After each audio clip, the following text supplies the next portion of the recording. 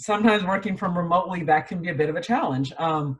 When we are working through screens and we are home, being present to your audience and to their needs and how you're showing up to your audience is something that is critically important even when we're not in the same room. And that's why I'm really thrilled to be here to talk about how we can always own ourselves and be confident in who we are, even if we're not in the same room with other people.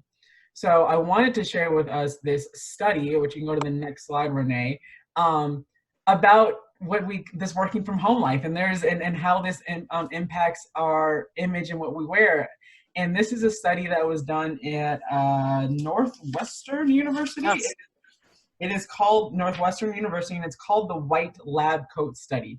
And if you, there's 100 students or 100 study lab participants, half of them were told to put on this white lab coat that they were told was a doctor's coat to go take a test.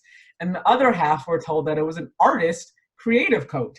And if you can imagine, both groups of participants went to take like a cognitive test, and the people who were told that they were wearing a doctor's coat performed better than those who were wearing an artist coat.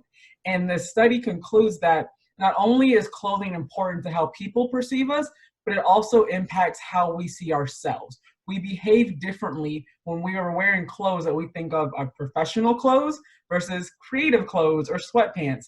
And so it's really important for us, even when we're working from home, to put on our version of a white doctor's coat when we need to be performing our best and showing up in the best way.